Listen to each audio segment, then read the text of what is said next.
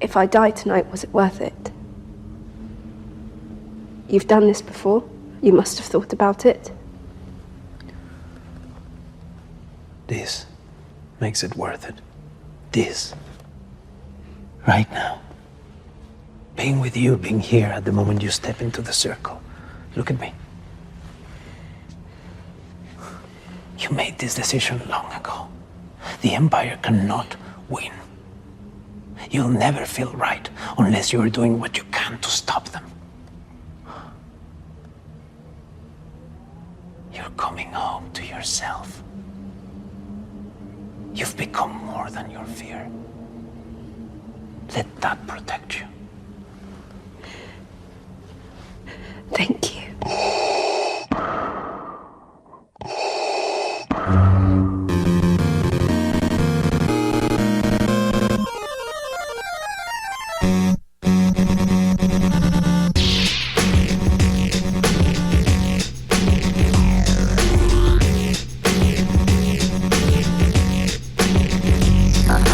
Welcome, Masters and Padawans, to episode 584 of Full of Sid. Another in-person show brought to you from Japan with myself, Bryan Young, and with me, in person, Holly Frey. Holly, how you doing? I'm good. I feel like we're speaking in dulcet tones. We're being quiet, because I don't know, we're in a hotel lobby. Yeah. And it's 7 o'clock, and it feels like everything here kind of closes at 7. Yes, we're also in the hotel lobby of the hotel that is not popping off. Yeah, The other one is a madhouse. it's kind of a zoo. That's a very lovely way to put it. It is a madhouse. Yeah, it is. Actually, we were over there. I've got Anakin here in Japan with me, and I was telling him that the vibe in the lobby there is the vibe in the lobby that I got in the hotel lobby I was in. I was like, this is the lobby vibe from the cheap hotels from Celebration 1 through 3. Not that... Yeah, it's a little Dragon Con-esque. It's just a lot of people hanging out and trying to drink. There isn't as much readily available alcohol, which is probably saving it from being a true bacchanalia. Well, which is funny because there's attached convenience stores to everything. Yeah. So there is. I just don't think people realize it. Well, I mean, those are also not con cocktails. You know what I mean? Yeah. They're low ABV. Nothing's crazy. It's seltzers and spirits. Kind of your sparkly light things. Yeah. Nothing crazy. Sure. I have my little pineapple sour, but it's 14 ABV. It's a baby drink. They've got beers, normal weight beers. Yeah. So celebration's been really, really fun. I can't believe it's over. It feels like this has been a very short celebration. There's been celebrations like Chicago was 5 days. Yeah. This one's 3 days. This is as short as they've ever been. Am I crazy? Wasn't Anaheim 4.5? I think so. Wasn't it half day Thursday and then Friday, Saturday? Or not Anaheim, London. Wasn't it half day Thursday and then Friday, Saturday, Sunday, Monday? I know it went into Monday. I think so. I don't know. It's all a blur. This is my 13th celebration, and they all feel like it's like somebody was trying to tell me about how awful the store was. And I was like, there have been worse stores. And there's a couple I remember specifically, but I haven't tried to wait in line for the store for a long time. Celebration 3, I very specifically remember being awful because it was it was in one room and they had about 40 lines and they put the shop right in the center of the room. Yeah. And then just had everybody get in line all the way around it in the room. And it was 5 hours. And it was just, you couldn't really get anything and nobody knew what was going on. It was awful. And the one year it was great. It was that was the year they had the shop open 24 hours. Yeah. And I was like, this is great. They should always do this. They should never not do it this way again. And I don't know why they stopped doing that. I don't either. I imagine it's a manpower issue, but I feel like the Celebration shop could always use some work. This year is extra bad. Yeah. But it's fine. Yeah, no, Anakin... It's but a tiny part of the bigger picture. Anakin got up at 4:30 this morning to get in line, and he was there first thing when they opened this morning, and he finally got something of what he wanted. Yeah. And he was so proud of himself, he got me a Funko bejeweled Jar Jar. I mean, bliss. I didn't have the heart to tell him that I don't collect Funkos, but it was Jar Jar, and that makes it special. Yeah. Yeah. Oh, sweet. Yeah. Yeah, this show has felt a little like a bucking bronco in terms of like logistics. I am, once again, I was helping out in the art show, and they had a little point of sale problem, as did the Celebration store. It shut down for a while. Both the art show and the Celebration store just were not taking any, like they literally shut down and asked people. The art show didn't ask people to leave. Celebration store did, apparently. I was not there. And I heard from some other vendors that just point of sale on the show floor in general for people not even attached to the Celebration system were also having some problems. So I don't know what the scoop is there. Yeah, no, but I mean, aside from some of that stuff, it felt like the line management was a lot better than London. Yes. Where London was just one big cattle herd after everything got out because there was that one big channel. Yeah. This was much more organized in that fashion. Mm-hmm. We did some panels. That was fun. Yeah. I did just the one. Just the one? But you did several. I did two. I did. That's almost several. That's almost several, yeah. No, the university stage was tiny this year. Yeah, I was talking to somebody and they were saying like, oh, it would have been nice to have been on the fan stage instead because it's bigger.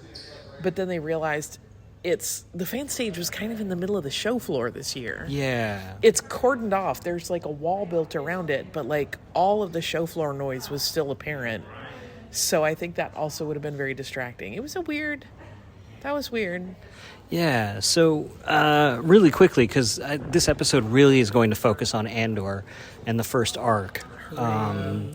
But we're recording this at Star Wars Celebration Japan, but as you're listening to this, I think we're both going to be at Disneyland.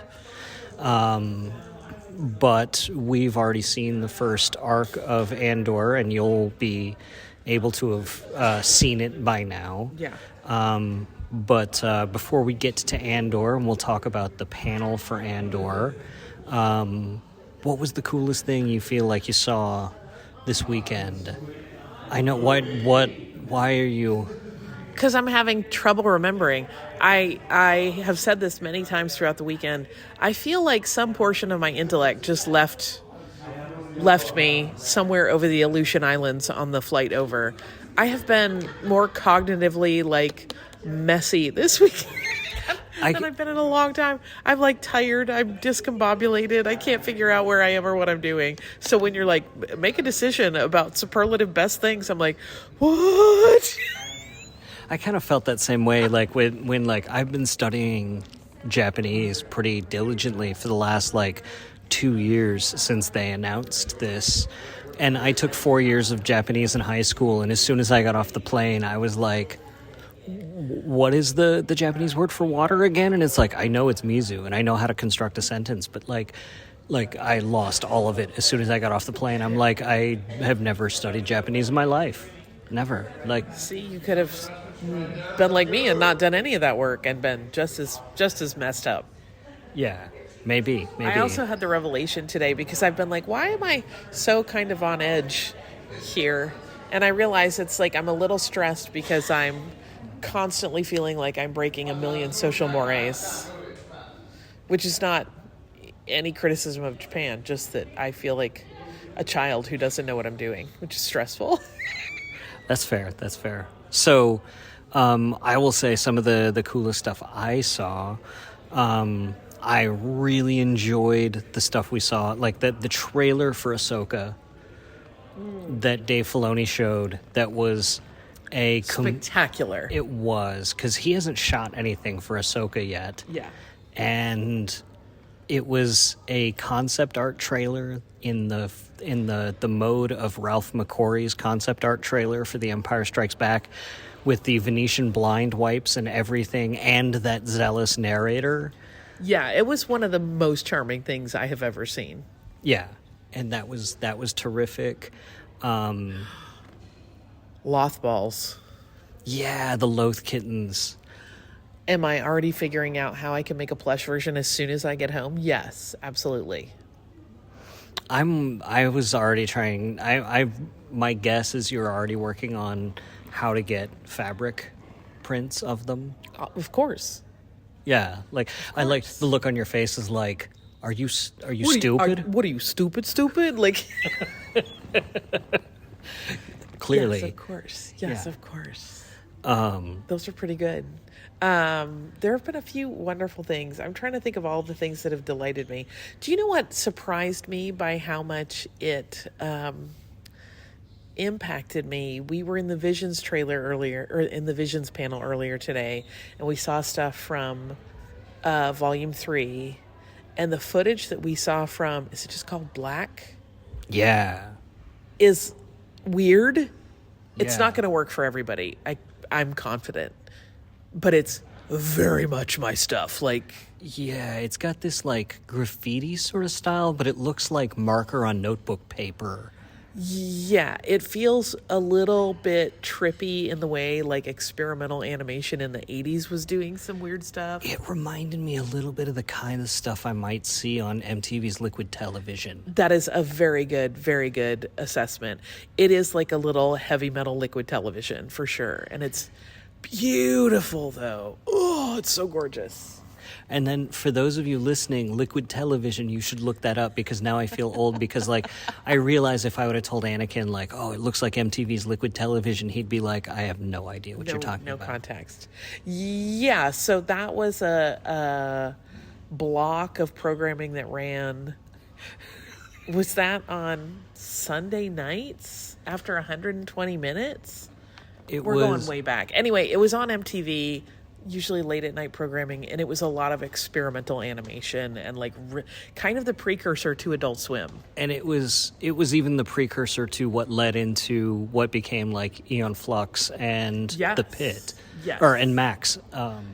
Yeah, some of those same animators were involved across those. So Do you want to feel even older about this? Sure. I mean, Kurt Loder turned 80 this year.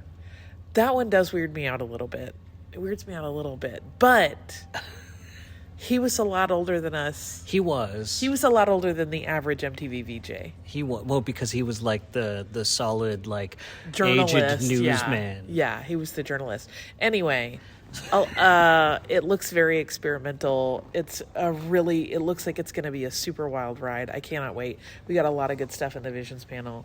I am still pretty obsessed with the Loth cats and the Loth kittens. And Yuko and Billy. There's some really cute stuff in Visions. I feel like as all of the the preceding 2 seasons have been, there's kind of something for everyone, right? Like not every piece is going to appeal to everyone, but there's something for every taste in them, and it's really lovely. I'm so excited. We also got news about Starfighters. Yes. Which is the Sean Levy, Ryan Gosling movie. Mm-hmm. It's set 5 years after Rise of Skywalker. I have no basis or confirmation in fact about this, but there was a lot of chatter around the celebration floor, and this could have come from someone in a position of power, or it could have come from no one at all, that Oscar Isaac's appearance was supposed to be in tandem with this, which would make sense given the timeline. Oh, I hadn't even thought about that. That he was going to be part of that announcement, but because he couldn't make it and had to pull out of his appearance, that he wasn't there for that as well. Which would have been interesting, but that would definitely make sense in the context of where that falls in the timeline. Yeah. The other thing I'm very excited about is I finally got to do today, and I think you did too. I did. Star Wars Beyond Victory. Yes. Which, is being billed as a mixed reality playset from ILM in the gaming space, in the virtual reality gaming space. And I know a lot of people were like, I don't even know what that phrase means, like mixed reality playset. But having done the playtest, I get it now. It's not just what we've had from previous titles like Vader Immortal and Tales from Galaxy's Edge. It's not all immersive in the sense of like you are in VR and you are living it through that POV the whole time. Some of it is almost like a game board in front of you. Some of it is like a play set in front of you. And then there's pod racing that you get to do. Yeah, and it's pod racing. Like, this is the spiritual successor to the N64 pod racing game. And so I did some digging around on this, and I got to ask one of the developers about this.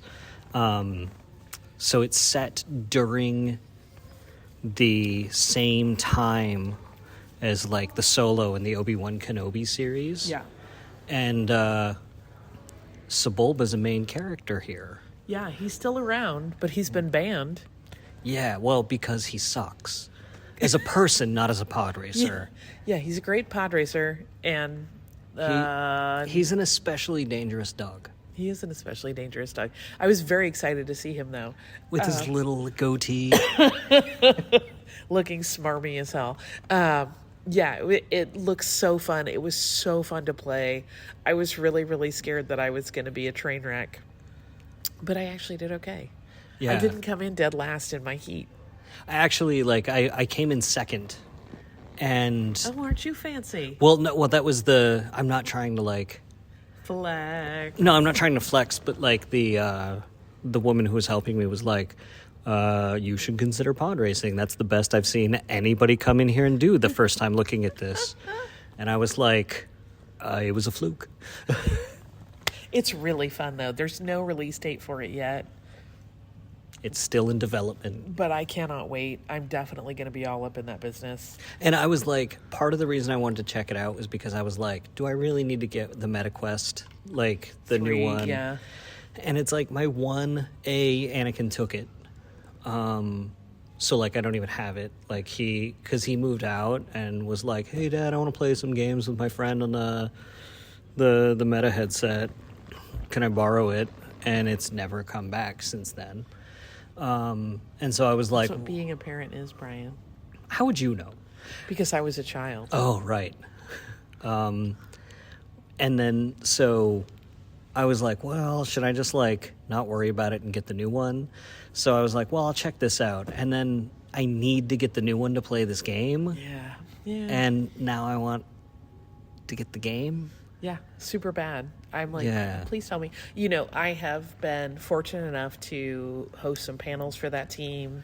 And so I know some of them, and I tried to get them to give me a release date, and they would not. So we just all have to hang tight together. Yeah.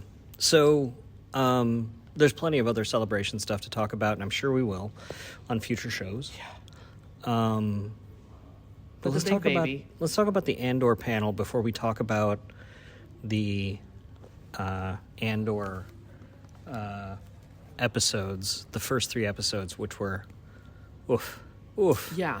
The panel was brief. There's not a ton to talk about. There's not, actually. I was really surprised by this. And I get it. I shouldn't have been surprised. They brought out a lot of people. Yeah. Right? They brought out...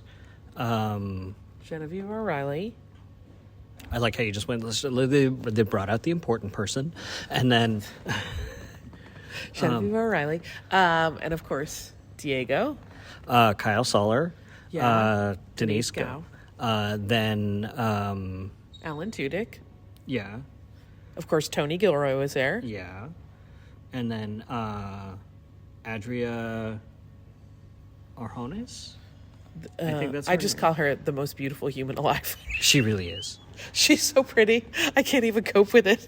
And she was styled very differently than we have seen her in a lot of cases. Not just on this show, but in general. She had this slicked back hair, and she had on this beautiful dress, and she almost looked like a totally different person.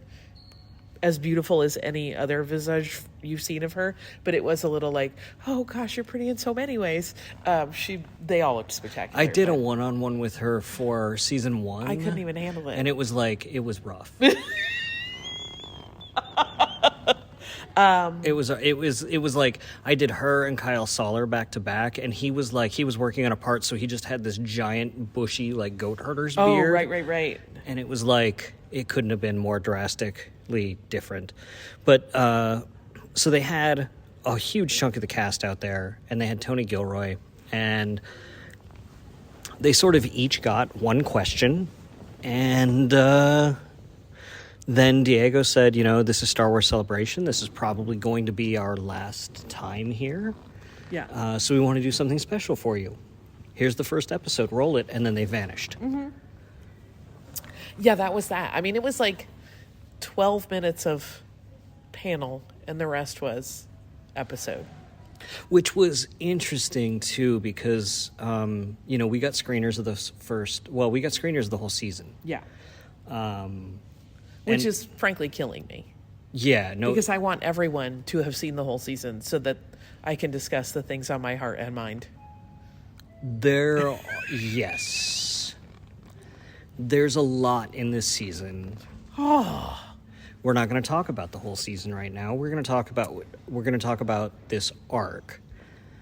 But they showed just one episode of this arc at Celebration, and I can't even, it was hard for me to sort of keep my mouth shut around everyone about just the episode, because it was almost hard to remember where the arc ended, and when it did, it was like, oh right, that's where it stops. Yeah. Because I've watched it 4 times now, the first arc, and I forgot sort of where the real markers were, as it were.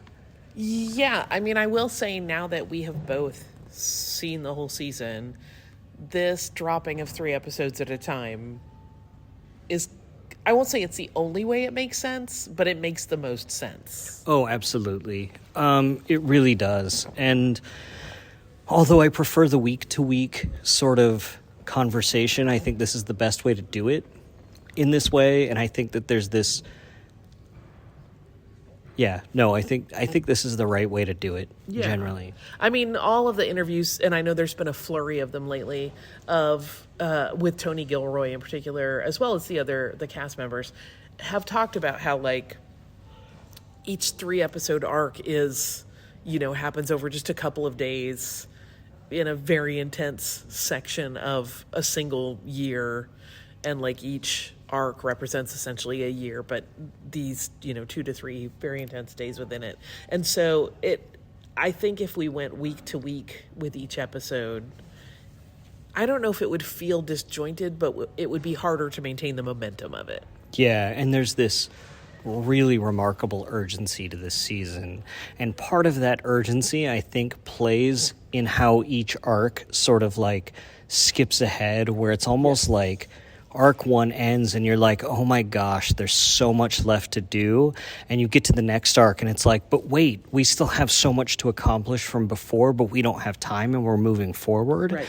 And then the next arc happens and it's like, but we're still behind from the last time. Yeah. And it gets to the next one. It's like, wait, we're still behind from the last time. And then it ends and it's like, but we're still so far behind and the Empire's still so far ahead of us. And then you're at Rogue One. Yeah. And Rogue One has so much more of that feeling now, where it's like we're still so far behind and the Empire's still so far ahead, and now the Death Star's ready. Yeah, I mean, it's a really nice thing, right? Because that's the urgency of an actual, rebellion and the upheaval that they're living in. That's how the characters feel throughout the whole thing.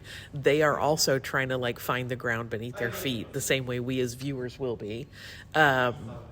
And this first arc lays so much groundwork for what we're going to see throughout the season, including, some stuff that's terrifying and awful. What I really love about it, though, is that it's also, in many ways, very funny, even though there's very dark stuff going on, right?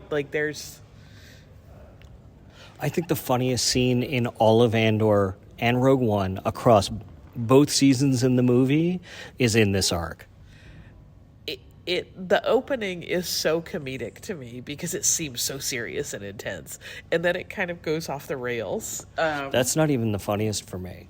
What's the funniest? Oh, Dedra telling Edie how it's going to be. Yeah. Like, I could not... I had to, like, rewind it and watch it again to just watch Edie's face.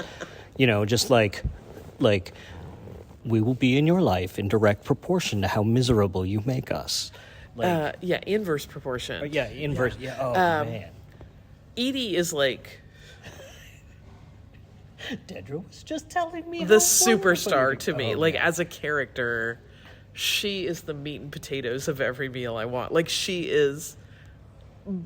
That character is... I mean, nobody wants her for a mother, but as a character to watch, she is so delightful and so pitch perfect. The whole... I guess we're doing some spoilers because it's all out now. Yeah, it's all out. Like, we can go through the first arc, right? The entire jump scare to me of Dedra and Cyril playing house together is like too much. I can't deal with it. I'm like, I'm sorry. She'll excuse. And I just, Cyril clearly has like found this place that he thinks is the apex of all of his goals. He is, crafting perfectly designed culinary masterpieces. He's letting no piece of silverware out of sight. Oh, that shot is perfect. He just has this very curated life that he's always dreamed of, is like exactly what life should be, like the apex goal of life, and he has it, and it's hilarious. Well, and then there's that urgency when he's like, "You're back. I was hoping you'd be delayed again so we could cancel." Like, that whole scene where it's like, first you're trying to, like, I really love Tony Gilroy's writing because that scene, you're trying to piece together the situation because he's this really great master at creating dialogue between two people where they know exactly what they're talking about, and they drop you in the middle of it without context, but you have enough context to start going, okay, the way they're talking, this must be what their relationship is like, but what's the third thing they're talking about, right? Like, okay, they're together, they're in the apartment, but what's the thing? Why is he disappointed she's back, but clearly they're together? What is he trying to cancel? What is he dreading? Because they're very clearly talking about all of this stuff in a way that's like, they're happy to be back. Like, they were very sad about being separated. I mean, as sad as these very miserable people could be. But what is this thing that's keeping them from that one little shred of happiness they could have? Edie. Yeah. It's Edie. And the reveal is like, and it's the thing that the writing is so sharp that, like, you catch the hint of exactly what it is about 5 beats before they open the door, and you're like, oh, I get it. I understand. Yeah. Like, it all falls into place, and then the door opens, and it's like, yep, that's exactly what it is. That there's literally no other place this could have gone, and the writing is just so sharp in that way that I just love it. And when Dedra finally just lays that hammer down on her, it was so perfect, especially with that shot of him just laying on the bed like a child. Yeah. Their whole relationship looks so miserable to me. It's the most stilted, awkward. And every once in a while in life, you run into a couple a little like that where you're like, do you ever talk about your actual feelings for what? You know what it reminded me of? Honestly, you know what it reminded me of? Julia Louis-Dreyfus's character's relationship in Christmas Vacation. I don't remember it. The couple next door that was always like jogging, who had the tree come in through their window. I don't remember any of it. Oh, really? I know I've seen Christmas Vacation, but when you watch it again and under torture, I couldn't tell you what any of it is. If ever you watch it again and you see them, you're gonna go, oh, I mean, I thought of Parker Posey and her husband in Best in Show. Okay. Yeah. Similarly, just kind of uptight and wadded up and, like, not actually in touch with their feelings. But it's very stylish. It's very stylish. Yeah. Yeah. We're not going to turn this into Dedra and Cyril hour, but Dedra and Cyril really did steal so much of this arc, but like the situation Cassian finds himself in. Talking about that intro, actually. So I spent most of an hour on the phone with Tony Gilroy yesterday, actually, in an interview for Script Magazine, and we talked a lot about that opening sequence. And that opening sequence has, the first time I watched it actually kind of really brought me to tears, actually, when he gives that monologue to the girl who's helping him. And part of it is, like, part of the reason for that is because, like, he's manipulating her a little. Mm-hmm. Like, he's flirting with her. And Tony Gilroy and I, when we were talking, I asked him to kind of walk me through some of that, because it's definitely rousing and inspiring, but it's also a little bit manipulative. And he's like, you know, that's working on a few different levels. It's him sort of letting us see how much Cassian's changed in his beliefs, but it's also shown how much better Cassian's gotten at his job to be able to manipulate people. And really sets him up to be sort of the spy that he wants to be, but also sort of it kind of, like, that inspiring, rousing speech that he gives creates this sort of microcosm of his thematic dilemma over the course of of everything. And is he saying it because he doesn't believe it and he's trying to give her some piece of comfort, or and it's a lie? Or does he come to believe it by the end? Is it something that he doesn't believe at this point?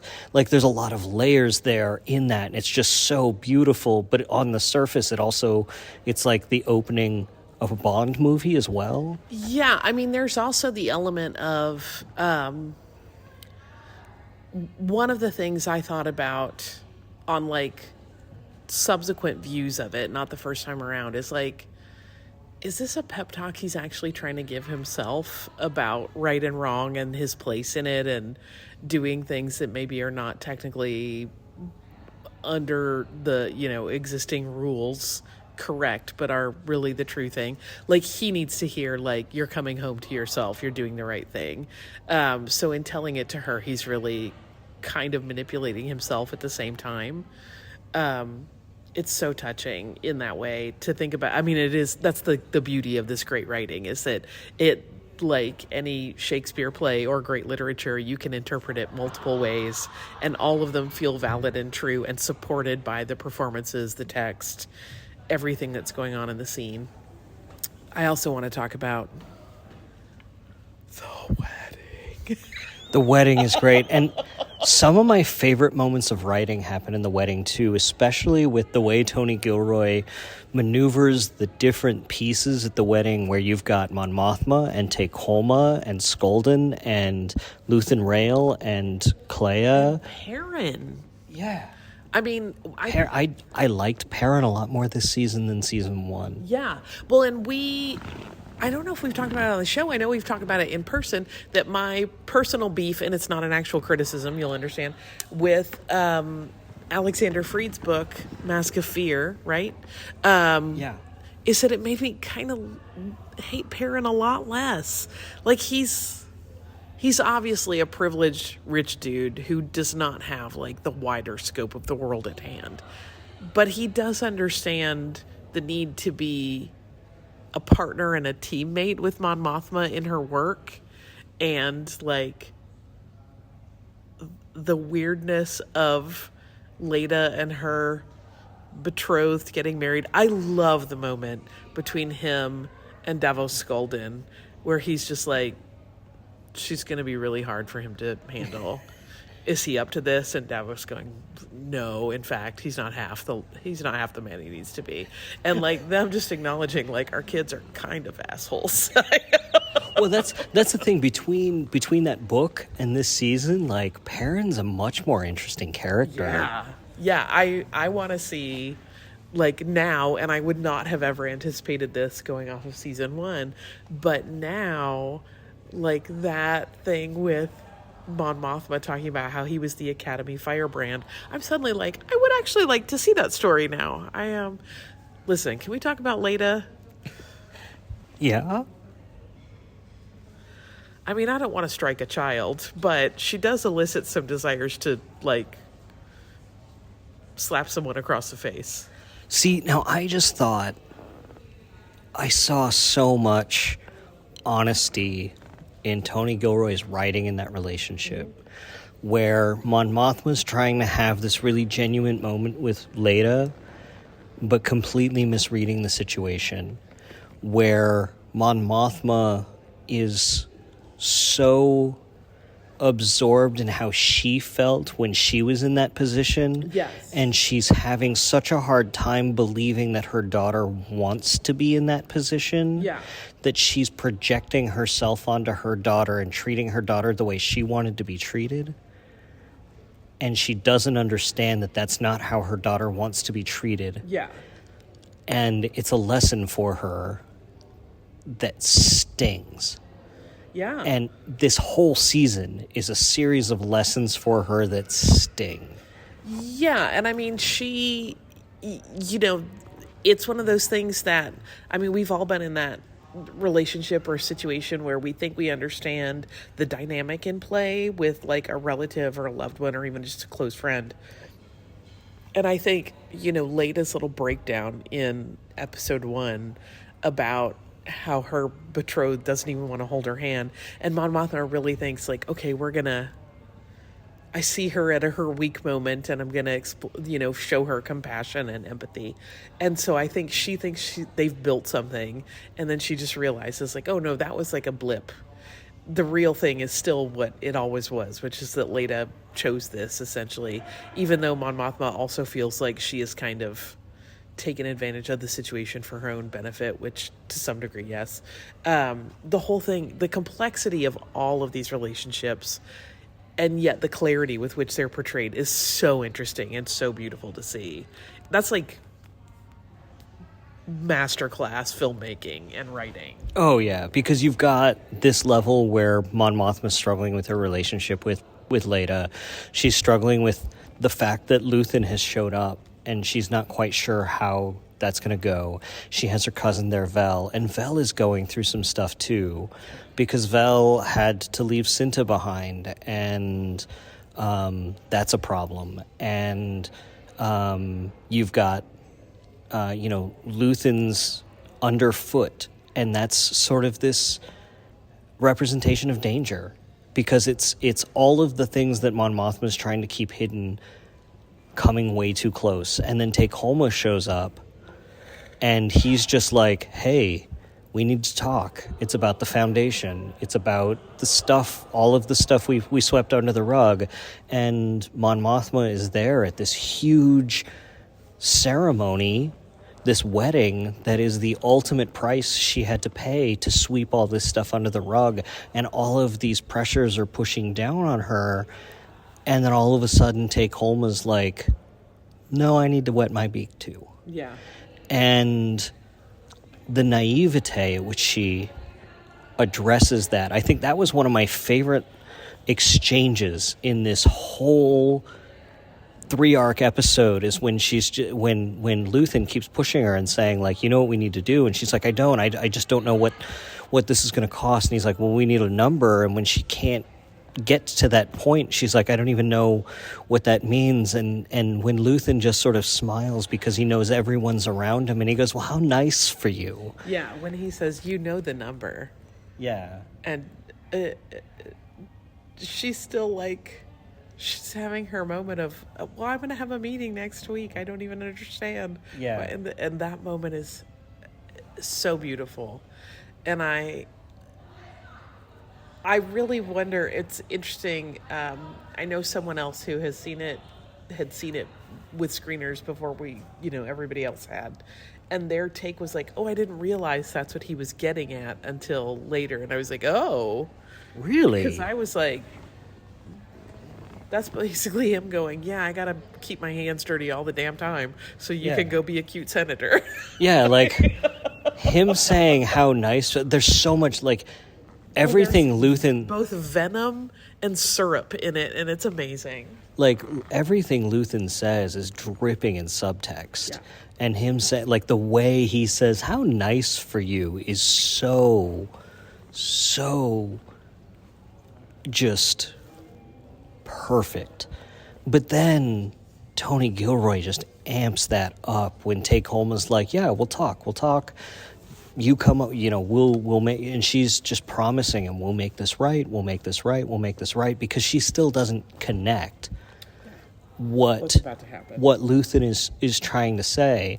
And Vel catches sight of Take Home's driver, and Tony Gilroy is so perfect at just positioning characters in the right place at the right time, so that when Vel sees the driver and we see the driver and we see that it's Cinta, they can exchange a look. No words have to be spoken. We know who she is. We know why she's there. We know why she's taking Take Home away. We know what's going to happen, and we know exactly who arranged it, and that's that. Yeah. Yeah, it's almost like the punctuation of that last shot of Take Home looking like pleasant as hell, just in his lovely car. The turn of Take Home is very painful for me, as I'm sure it is for a lot of people. Like, we all wanted him to actually be the person that, could have been in Mon Mothma's life. So for him to suddenly become this kind of careening problem around her party, where they're like, oh no, he's been pestering Davos Skolden, like he is a problem, is quite heartbreaking. It's like, no, he's elegant and cool, he knows things, he's got it all under control. No, he doesn't. He's a mess. No, yeah, he's a mess and he wants money. He's a mess and he needs dollars. He's a divorcee mess who needs dollars immediately. But the extra layers that's imbued with the complications of, like, just Vel and Cinta seeing each other. Because that's, like, Vel has, like, 2 scenes and, like, 5 lines of dialogue. Mm-hmm. But the impact of just the introduction of Cinta and that look that they have adds so much weight to all of that it's just such a correct moment in that story. It's such good stuff. And I realize we've been talking for half an hour about every storyline but Cassian's, because there's so much good stuff here. Yeah. And Cassian's story is terrific also, and that's just like how much good stuff is here. Yeah, I mean, as well, I mean, I feel like I'm almost purposely, subconsciously staying away from the storyline of Bix, Will, and Brasso, because it's painful. And I'm like, no, we can talk about something else. Let's talk about the dresses at the wedding. Let's talk about that cool remix of Niemos and the disco ball. Well, oh man. Well, and B2 Emo too. I think one of the saddest moments in that whole arc is just like B2 Emo spending the whole arc going like, I'm waiting for Cassian, and Cassian showing up and just not even being able to see him, and then having to take off. That's rough. I think you know. Right. I know. Brasso's a painful loss. Yeah. Like, that character is so wonderful. And for me, like, while everyone else is, mooning over Cassian, I'm like, no, look, here is a dude who is steadfast, not afraid of his feelings, kind, takes care of droids, swings a brick when he needs to. That's the dream man. That one was hard. But also, seeing where Bix is at mentally and emotionally is beautiful and quite painful. Like it's just that thing of like, Bix has already been through it. She doesn't need to deal with more of that. And she just gets more of that. Yeah. Bix, I was really conflicted by the treatment of Bix in this arc, particularly. An assault of that nature is not necessarily something I need in my Star Wars. Right. I think it could have been handled differently. They could have come around it at a different angle with a different motivation. It is what it is, and it works very effectively. Maybe I could have used a content warning. Yeah, I mean, I'm of multiple minds about it, because on the one hand, no, I do not need an assault of that nature in my Star Wars. However,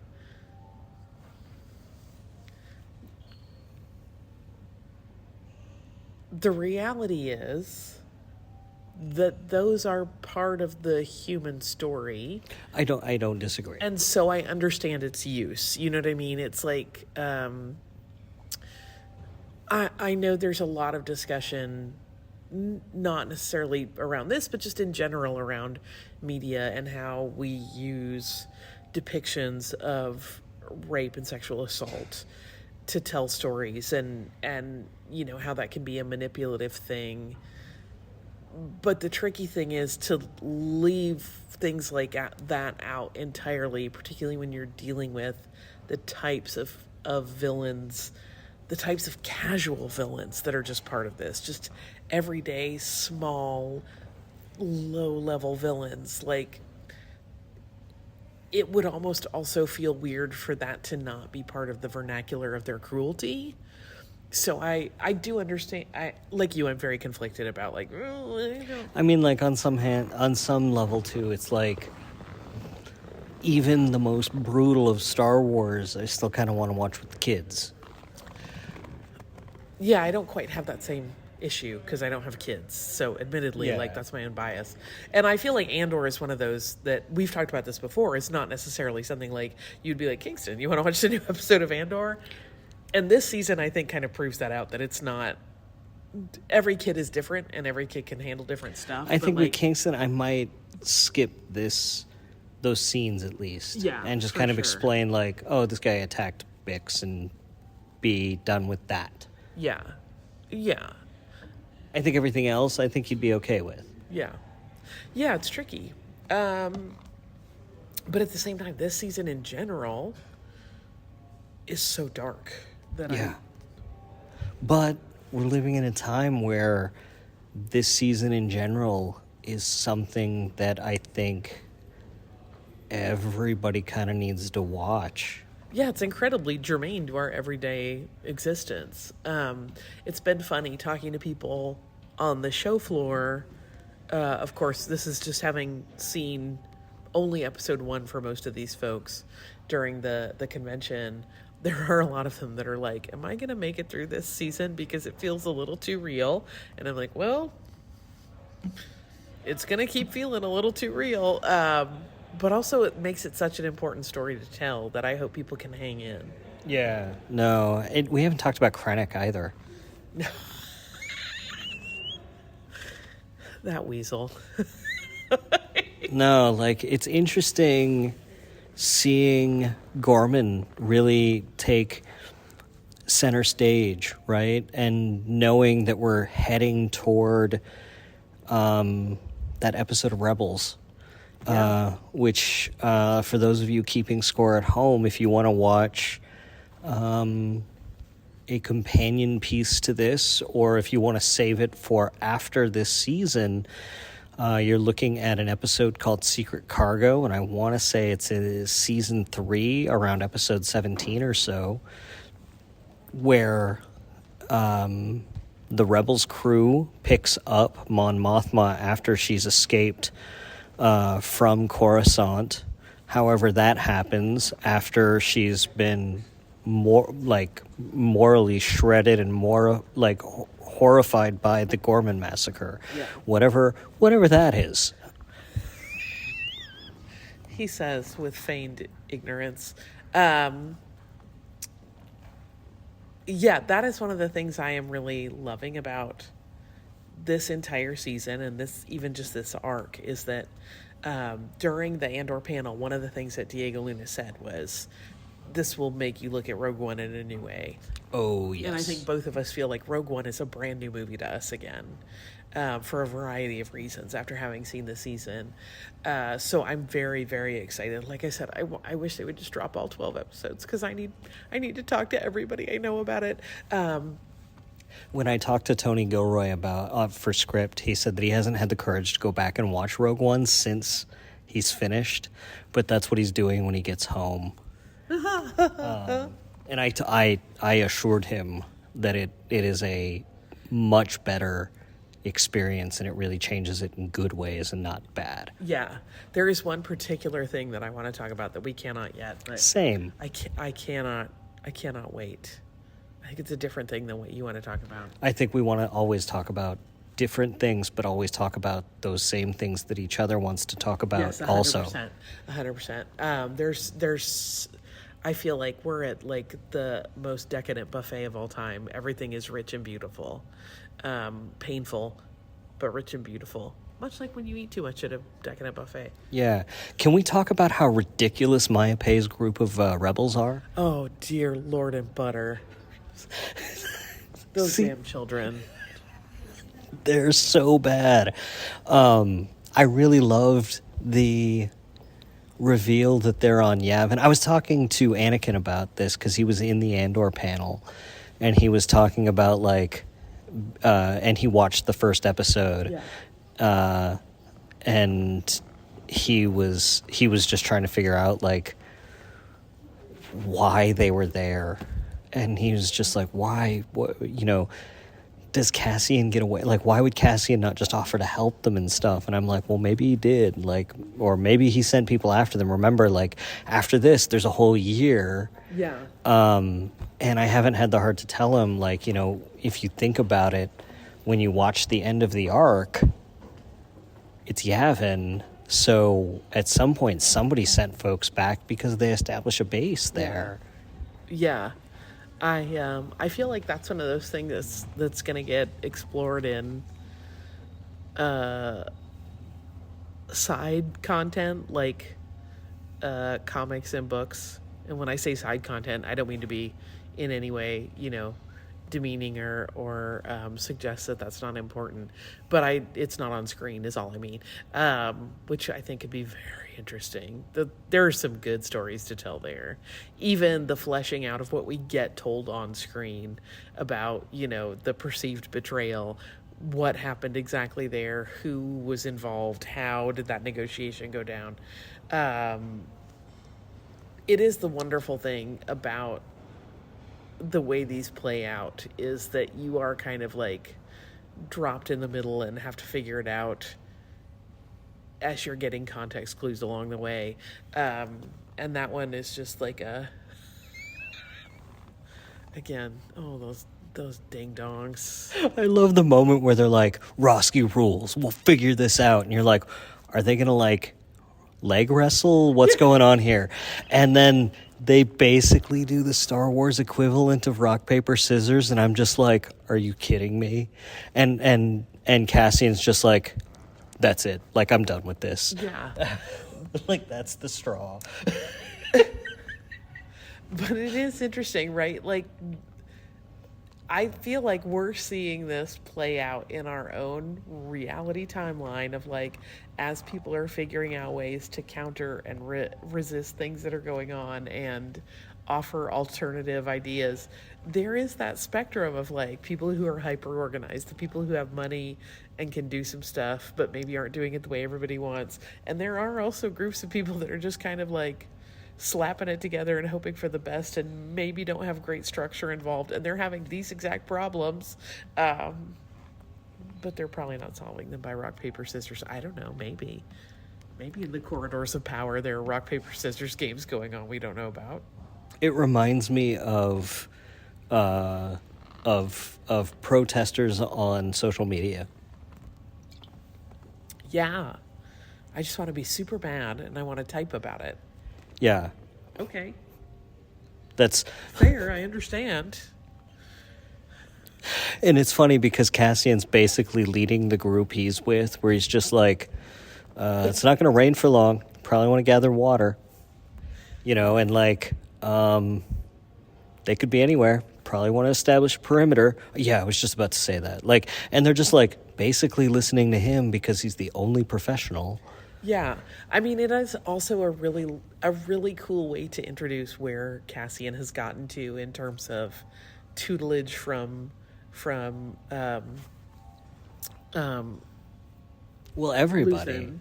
But yeah, he's been presumably working with Luthen primarily throughout all of this, and he has gotten really good at things that he already had a proclivity for, but I feel like he's like that middle manager who understands every step of the process and why it's there. So he is able to, again, he's a master manipulator, which is an interesting thing, right? We all love Cassian, but if you met someone like him in real life, you would be distrustful of him because you recognize, like, oh, you're very charming and you're very smart and you're really good at manipulating people. And I like when it backfires too, like with the guy where he's just like, I get it, 2 days, no food. Yes. And he's just like, how did you know how long we've been here? And like puts a gun in his face and he's like, well, I was here 3 days ago. You weren't here when I left 3 days ago. Yeah. And it's like, that's a really sensible thing to put together. But, like, it shows you, like, his reaction is like, I'm too stupid to have put this together. Oh, I'm sorry. I yawned only because I've been up since 5 a.m. These early mornings, you're an early bird, and I'm not. So these early mornings of celebration are rough for me. Yeah. Yeah, it's been rough. But to go back to Cassian, watching him be manipulative is like... that has to have been part of his personality. And he even says in Rogue One, he talks about all the things they've done that they aren't proud of, but they did it in service of the rebellion. But to really see him gaming situations, not just with like, oh, I have to assassinate a bad person, but like, oh, I have to manipulate a good person because I have to squeeze that juice to get exactly what I want to serve my needs. It's a really interesting and compelling thing that makes you grapple with your own morality a little bit. Like, oh, how far would you actually go in terms of like bending your own personal moral compass to serve a greater good that you perceive you're part of? That's like part of what makes this so rich and interesting, is how much it makes you think about your own position. And, you don't have to be in that situation to actually project yourself into it and be like, oh, okay, how would I behave in this exact situation? It's a good soul searcher of a show. Like at the beginning when he tells the woman in the Imperial facility, like when she says, like, if I die tonight, is this worth it? And he's going to tell her yes, no matter what, because he needs her to help him. Right. And then he proceeds to curb a TIE fighter. Yeah. That was one thing too, and it'll be out in its entirety on Script Magazine, and hopefully I'll be able to cut a version together so you'll be able to listen to it. But yeah, Tony Gilroy was like, people kept telling me the season 1 started too slow, so I was making sure we started with a ridiculous action sequence just so I could, stick it to them.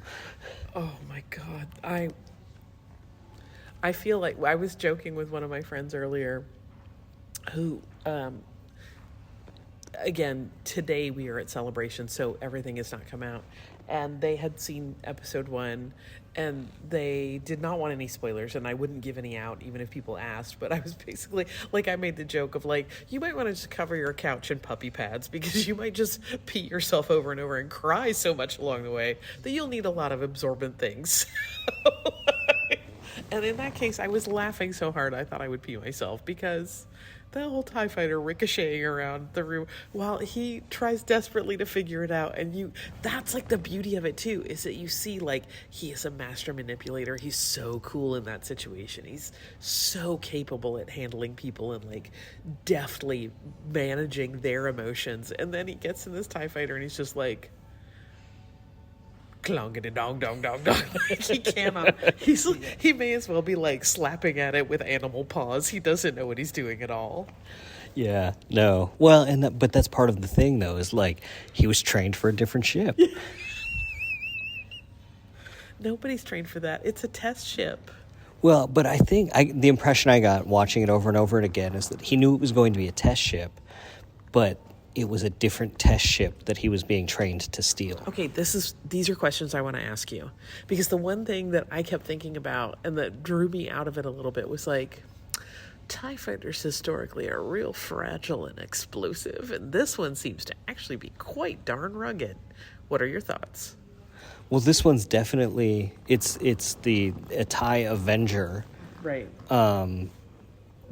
Obviously, it has to be more rugged because it has a hyperdrive in it. Yeah, that makes sense. Right? Like, you're not going to put a hyperdrive in a ship that's going to crumple against a wall. I mean, it is fun to watch TIE fighters crumble. But yes, that is a great way to explain it. I mean, that's, like, if you're going to put a hyperdrive in a TIE fighter, it has to be more rugged than something else. Like than the ones we have seen just pinging around historically. Although then that makes it even more. This is what I love about Andor is that then that makes it even more sort of like cruel on the part of the Empire that they're putting so many of their guys in these little like crumpled paper ships that they're just throwing at the rebels as they go on through the OT. That it is sort of like a lovely world building thing. Yeah, no, it's just like. Anakin and I were talking about this because, he saw that episode and he's like, why? Because he had the same question. He was like, why don't regular TIE fighters have hyperdrives? And I'm like, at least in the canon, the way it's sort of explained is it's cheaper to not build the hyperdrive and put them on a Star Destroyer that already has a hyperdrive and just throw them out, and humans are cheaper. Humans are cheaper than the hyperdrives. They're the worst. They're really, really terrible. It's cheap. Only going to get worse. Yeah. TIE fighters don't have shields either. It's just like they have really fast engines, and that's what makes them harder to hit, which is why they claim they're the most elite pilots, because they go so fast, they're hard to hit, but it's also hard to hit when you have that. So if you're a TIE fighter pilot, you're the best of the best. Yeah. So they play on that whole, we're badasses kind of reputation. Yeah, it's another interesting facet of Imperial propaganda. Yeah, exactly. We planted that story. That was us. Oh, the way my stomach lurched at that whole thing. You know what I noticed? An amazing detail in the production design and the set design, or the props, right? Okay. In that scene, you have all of these Imperials and these Moffs and or ISB agents. Everyone is sitting around this table. They all have drinks in front of them, right? Krennic is talking. Literally, not a single one of them has touched their drink, except for the two propaganda guys. Yeah, they have their drinks are empty, and is that because there's some unspoken protocol about that, or they're all suspicious of what could be in their drink, or what? But why is it those are the only two people that have drained their drinks while they're at that meeting? Yeah, I mean, my perception of it is that, like, marketing people always are willing to, take the freebie. There's free catering. I mean, I will tell you that the catering at that meeting, the secret meeting, listen, were my eyeballs like a little, pair of binoculars because I want to make all those lovely hors d'oeuvres? Yes. But you see what I mean? Like, those sorts of details where it's like there is a character reason those guys drank their drinks and none of the rest of them did. Oh, yeah. And it's not an accident. No, I mean, I really did mean it when I said, like, marketing people will take the corporate freebies every time. Because they are part of that machine of corporate freebies. Yeah, I mean, there are so many different motivations we could cook up for it, right? Maybe they're a little nervous to be in that room, and They needed the drink. they need the alcohol to, like, lubricate their tongues and boost their confidence. There are so many things in this arc, but also the entire season, that I think we're gonna be picking apart for years and, like, marveling at the multifaceted ways we can interpret them. It really is such a jewel. Yeah, no, it really is. We've gone over an hour, Holly. It's not my fault. It probably is my fault. But It's our fault. it's just so good. It's Tony Gilroy's fault. Yeah, it's Tony. We'll blame Tony Gilroy. That's fine. I want to talk about the other arcs, too. We will. We will. After we get back to the States. Yeah.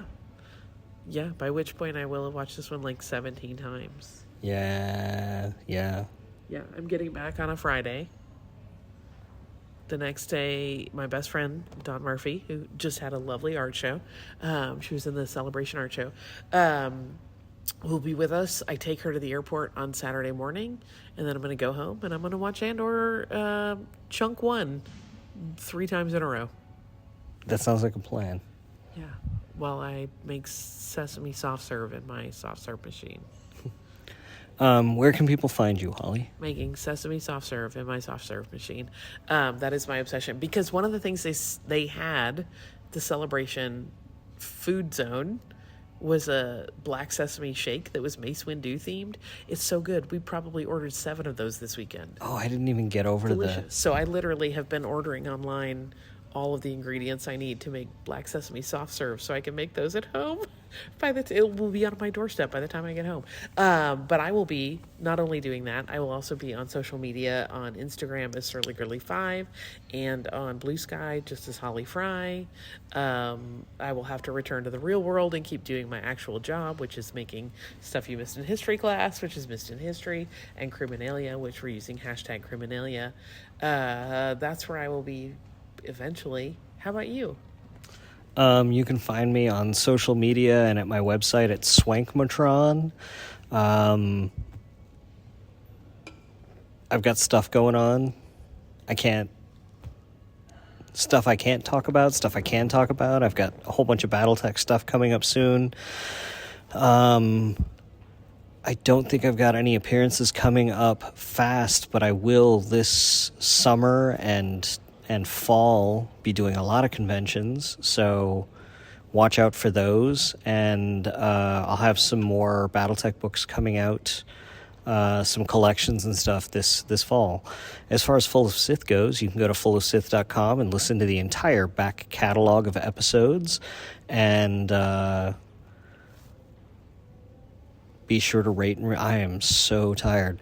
You can go back and rate and review the show wherever it is you listen to it, and so I think that's everything. So for super producer Mike Pilot and for Holly Frey, I'm Bryan Young, and the Force will be with you always.